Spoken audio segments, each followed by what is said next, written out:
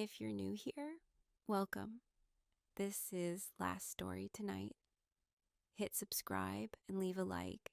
It lets us know you're enjoying these stories and helps us make more for you. Let's begin. My name is Emily. I'm 39, and for most of my adult life, I thought I had things more or less figured out. I owned a small salon on Alberta Street in Portland. Hair, nails, coffee and paper cups, and endless talk about rain or sunshine that never lasted.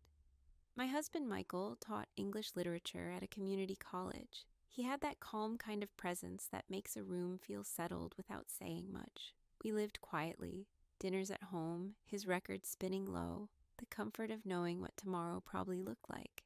When he got sick, everything blurred. The doctors used the word aggressive, and from that moment, time stopped working the way it used to. 3 months later, I was standing in an empty apartment surrounded by his books, a half-used jar of coffee beans, and silence that didn't belong to anyone. I tried going back to work. Clients came in with their stories, and I nodded at the right moments, mixed color, blew hair dry, smiled. It was easier than staying home, but every evening I locked the door, turned the lights off, and stared at my reflection in the front window. Someone still moving, but without reason. One night, a client showed me a photo on her phone. A cafe for sale on the shore of Lake Brant. Peeling paint, faded sign, the kind of place you could walk past without noticing. She said it was cheap, that someone had just given up on it. Michael had told me once he worked there one summer during college, washing dishes, stealing fries when the cook wasn't looking. When she left, I sat at the counter long after closing. I looked up the listing. The number was there, plain and harmless. I called. A woman answered, brisk and polite, saying the owner wanted a quick sale. "It needs work," she warned. I said, "That's fine." The next morning, I packed a box of essentials just to see how it felt. By the end of the week, I'd told my landlord I was leaving. I didn't tell anyone where. There wasn't a plan, only a need to do something that wasn't waiting. On Monday, I signed the papers. My hand barely shook. The agent smiled like people do when they don't understand but want to be kind. "You'll make it beautiful again," she said. I didn't answer. That night, I stood outside the salon, lights off, rain misting across the glass. The street smelled like wet pavement and roasted coffee from the shop next door. I locked the door, slid the key through the slot, and listened to it hit the floor inside. Just a small sound, but it meant something was over. In the morning, I loaded my car, turned east, and drove out of the city. The highway stretched ahead like a blank page. Quiet, cold, and strangely possible. The drive from Portland took nearly 9 hours. By the time I reached Lake Brant, the light had turned the color of paper left too long in the sun. The GPS lost signal 20 minutes before the town appeared, so I followed a wooden sign that simply read, Cafe Arrow. The road curved around the lake, narrow enough that I slowed each time another car passed, though that only happened twice. The cafe stood alone near the water, its paint blistered and pale. A crooked sign above the door still said Harbor Cafe, though 2 letters had fallen off. I cut the engine and just sat there for a minute, hands still on the steering wheel. It looked worse than in the photos, the kind of place where you could smell the damp before stepping inside. The key stuck in the lock, but eventually turned.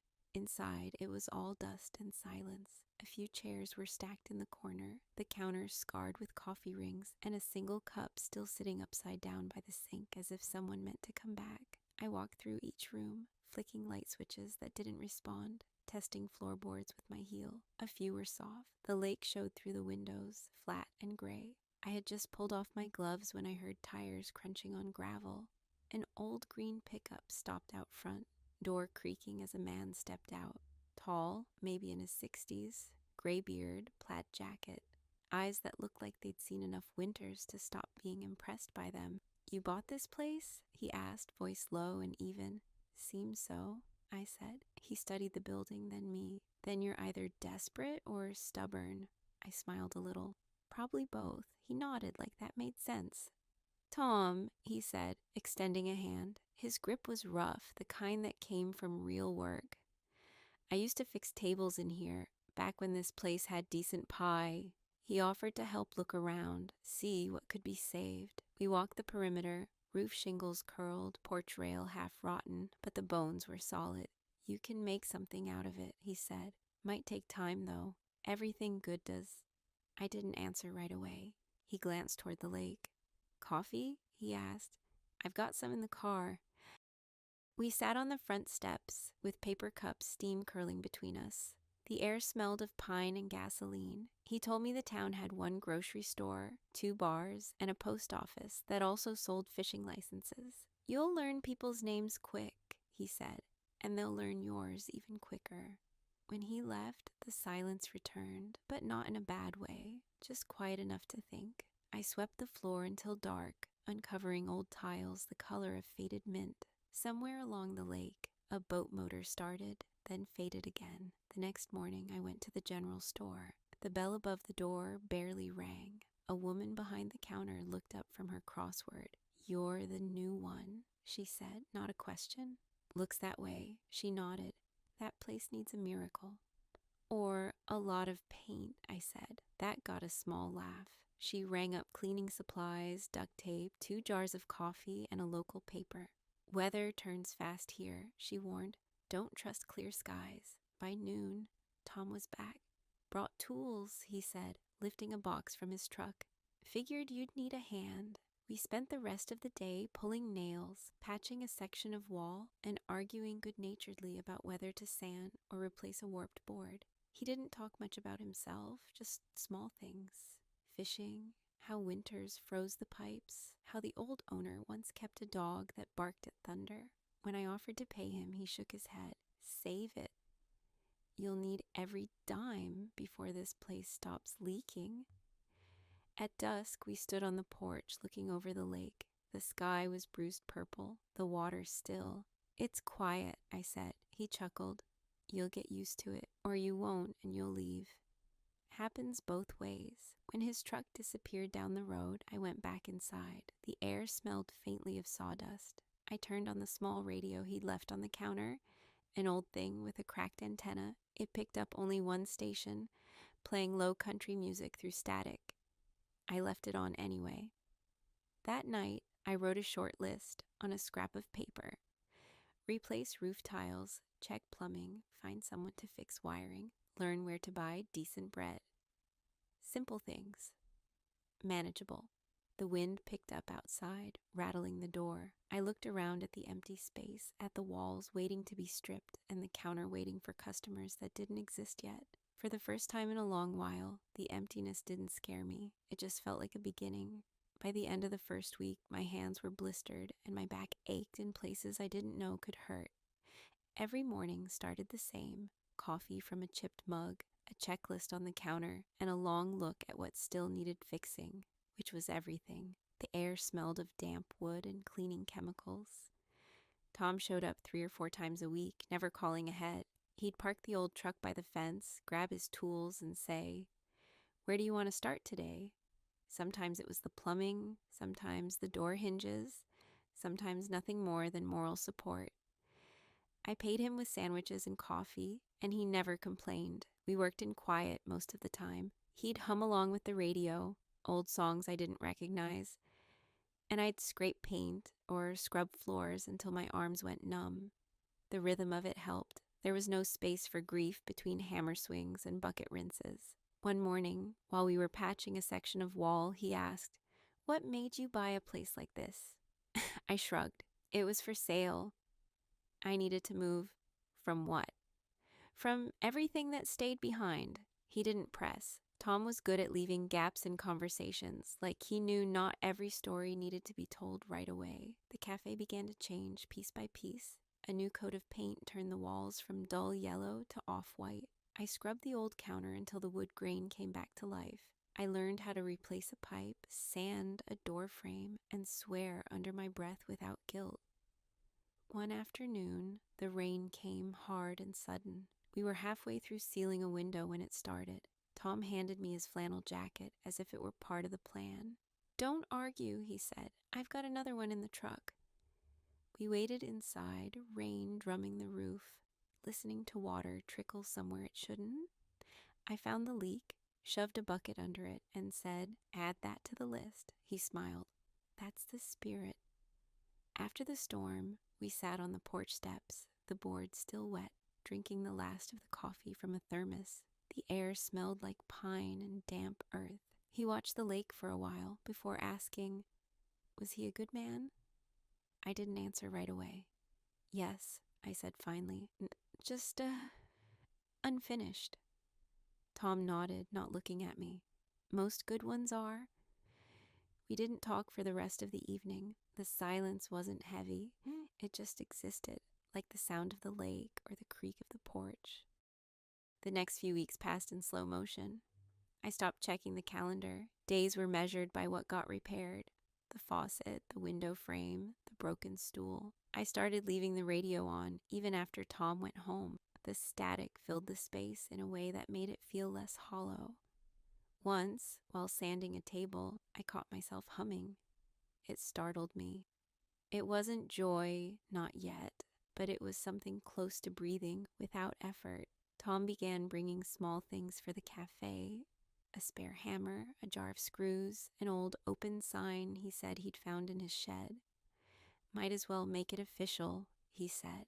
I leaned it against the wall, not ready to hang it, but I liked how it looked there. At night, when the tools were put away and the air cooled, I'd sit by the window with a cup of tea and write lists of everything left to do. Some nights the lists were long, other nights I'd just write, "Keep going." By the end of the month, the cafe still wasn't close to opening, but it didn't feel abandoned anymore. It had fingerprints, footprints, a heartbeat of work and effort. And for the first time since Portland, I woke up wanting to see what the next day would ask of me. It was early October when he showed up, a reddish-brown dog with a torn collar and the wary eyes of someone who'd learned not to expect much.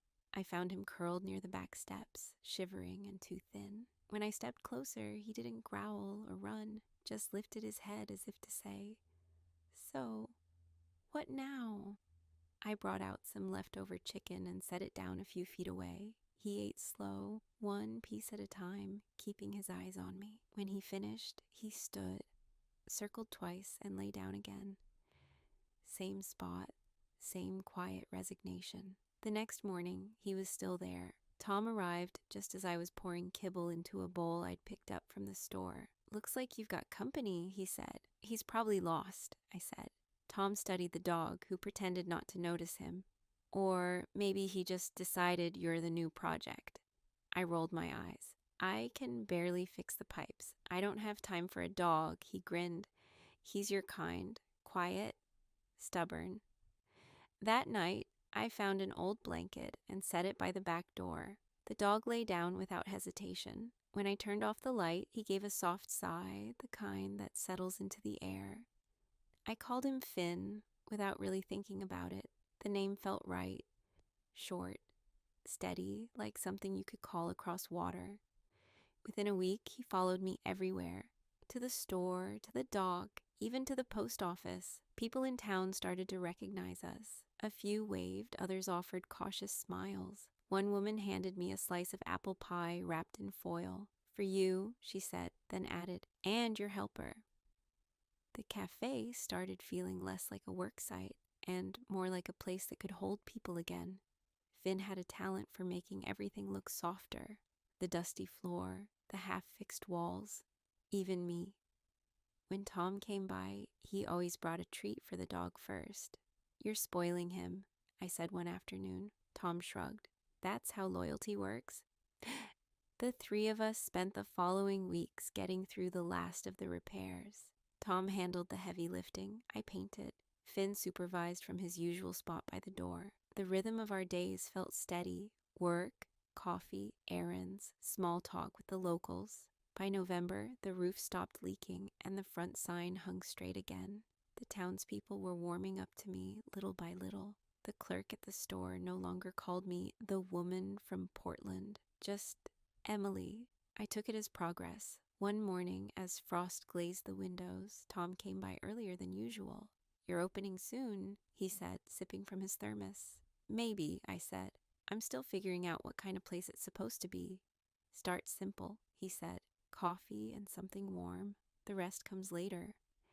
That afternoon, while sanding the last table, I caught Finn watching me. His tail moved once, slow. It struck me that for months I'd been trying to rebuild something I couldn't name. Not just the cafe, but a version of life that could hold both what I'd lost and what might still come. When the sun dipped behind the trees, Tom leaned on the counter, looking pleased with himself. You realize you've got a team now. Woman, dog, old carpenter. Sounds like a business plan to me. I laughed genuinely. A slow one, maybe. Slow's fine, he said.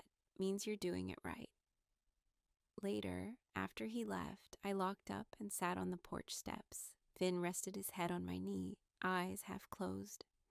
Across the lake, someone's porch light flickered on, soft and steady. The air smelled of pine and wood smoke. For the first time in a long time, I didn't feel like I was rebuilding alone. By late November, the town decided it needed a reason to celebrate the end of the tourist season, though there hadn't been many tourists to begin with.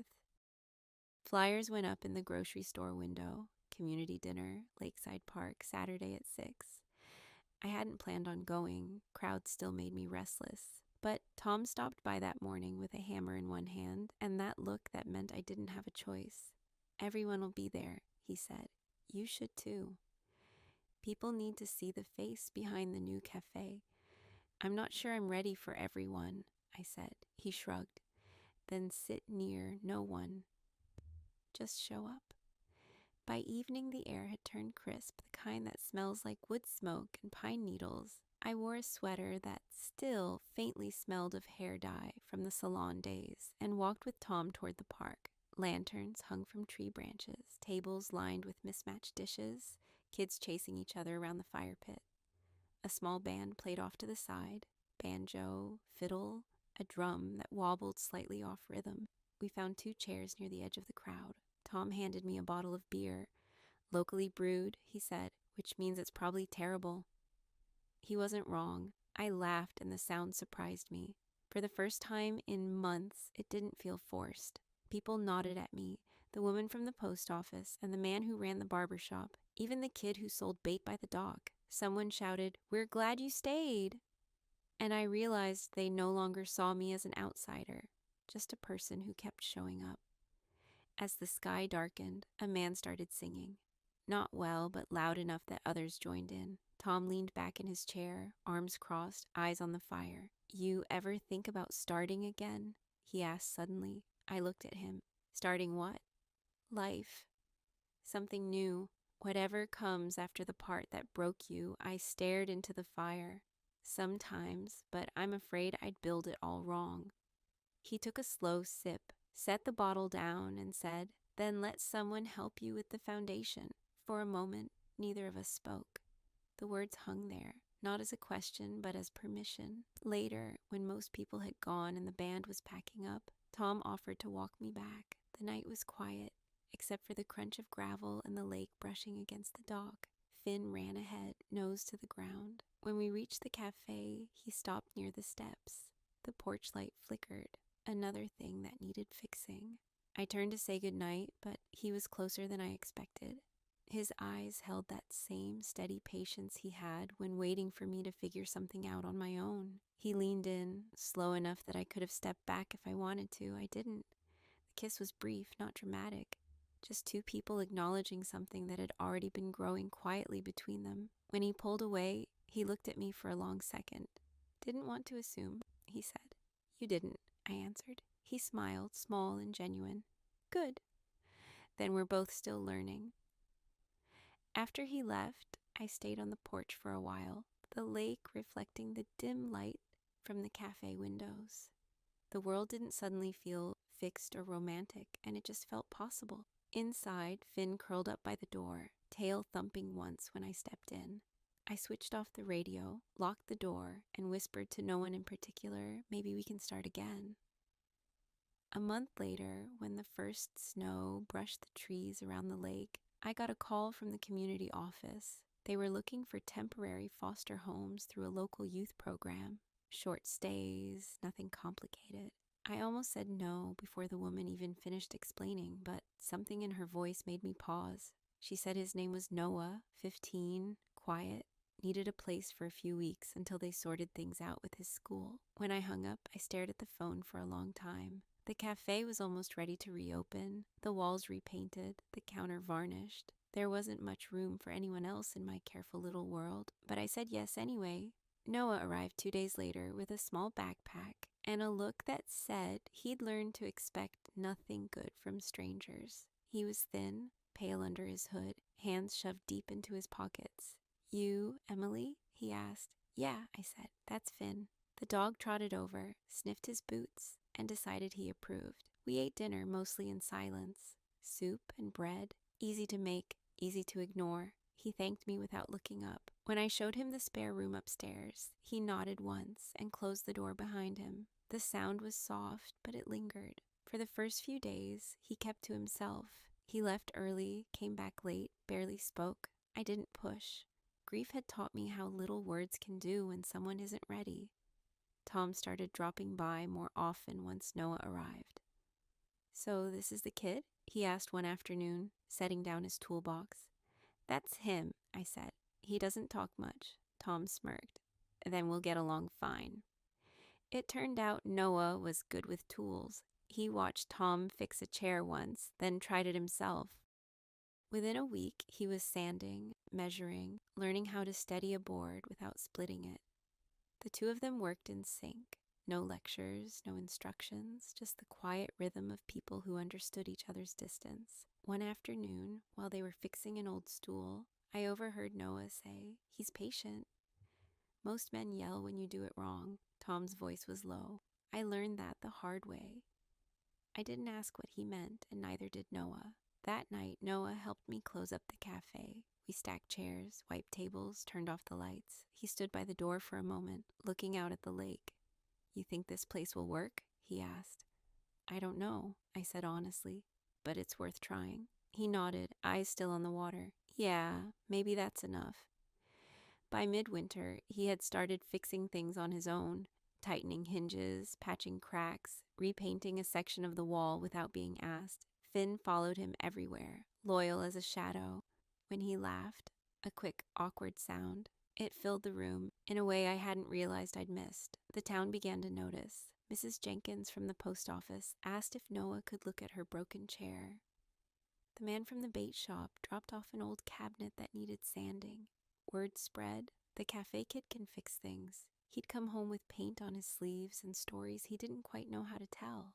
Sometimes, after closing, Tom would stay for dinner. We'd eat together, me, Tom, and Noah. Not a family, not exactly, but something close. We talked about small things. Fishing, weather, a movie Noah had half watched. The kind of talk that doesn't mean much until you realize it's become your routine. One evening, as I washed dishes, Noah lingered by the counter. "You don't have to keep me here if it's too much," he said. "It's not too much," I told him. "You fit just fine." He gave a small, uncertain smile and went upstairs. Finn followed, tail swaying slow and steady. When the house went quiet, Tom stood beside me, drying a plate. "You've got more life in here than you think," he said. I looked around. The worn floors, the smell of dinner still hanging in the air, the sound of faint footsteps above us. He was right. Somehow, without planning it, this old cafe had started to feel like home. By spring, the cafe was open again. The first day felt like standing at the edge of something small but solid. We had a chalkboard menu, just coffee, sandwiches, and whatever pie the bakery in town could spare. The sign out front read, "Harbor Cafe once more." The missing letters replaced by Tom himself. He said it wasn't perfect, but it was honest. That was enough. Locals started coming in slowly, first out of curiosity, then out of habit. The mail carrier stopped by each morning for black coffee. A pair of fishermen took the corner table after their shift, leaving coins in a glass jar because they said tipping felt too formal. Sometimes travelers from the highway wandered in, looking for warmth more than food. Noah worked behind the counter after school, his apron always a little too big. He'd grown, taller, steadier, less guarded. Finn lay near the door, tail flicking every time the bell rang. Tom came by when he could, fixing things that didn't really need fixing just to stay busy. The cafe had a rhythm now, mornings full of clinking cups, afternoons of quiet chatter, evenings when the light from the lake stretched across the floor. Every sound felt earned. One night after closing, we sat together, me, Tom, and Noah, finishing leftover soup. The air smelled of coffee grounds and sawdust, the good kind of tiredness settling in. "You ever feel guilty for moving on?" Tom asked softly. "Every day," I said. "But guilt's lighter than loneliness." He nodded, the corners of his mouth turning just enough to be a smile. "Then you're doing fine." For a long time after he left, I thought about that. Guilt wasn't something I could shake off. It had simply changed shape. It no longer sat like a weight on my chest. It followed me quietly, reminding me of who I'd been and who I still wanted to be. Michael's book sat on a shelf behind the counter now. The top one, Collected Essays of Baldwin, had a folded corner where he'd written, "Start with what you can fix." I looked at it sometimes while wiping tables, realizing I'd done exactly that, even if I didn't mean to. When Noah's acceptance letter from the nearby technical school arrived, he barely believed it was real.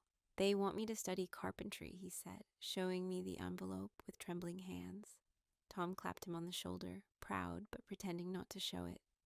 "Told you those hands were built for work," he said. That evening, the three of us ate dinner outside, the air warm, the lake quiet except for frogs near the reeds. Finn curled up by the steps, nose twitching. Noah talked about dorms, classes, and how strange it felt to think about leaving. "You'll visit," I said. He smiled. "You'll save me a chair, right?" "Always." After he went upstairs, Tom and I stayed on the porch. The cafe lights glowed soft through the window. "You know," he said, "you've turned this place into something worth staying for." I looked at the lake, the reflection of the sign flickering across the water. Maybe it turned me into something worth staying in. He reached for my hand. We didn't say anything more. There wasn't much left to explain. Later, after he left and the night settled in, I locked the door, fed Finn, and stood by the counter. The hum of the refrigerator, the faint ticking of the old clock, the smell of coffee, everything ordinary, everything enough. I thought about Portland, about who I'd been when I drove away, a woman running from loss. And now, here, a woman who'd learned that grief doesn't fade. It just finds new places to live alongside everything else. I turned off the lights, leaving one small lamp by the window for whoever might pass by. Then I whispered, almost out of habit, "We're still here." And for the first time, it didn't sound like a promise. It sounded like the truth.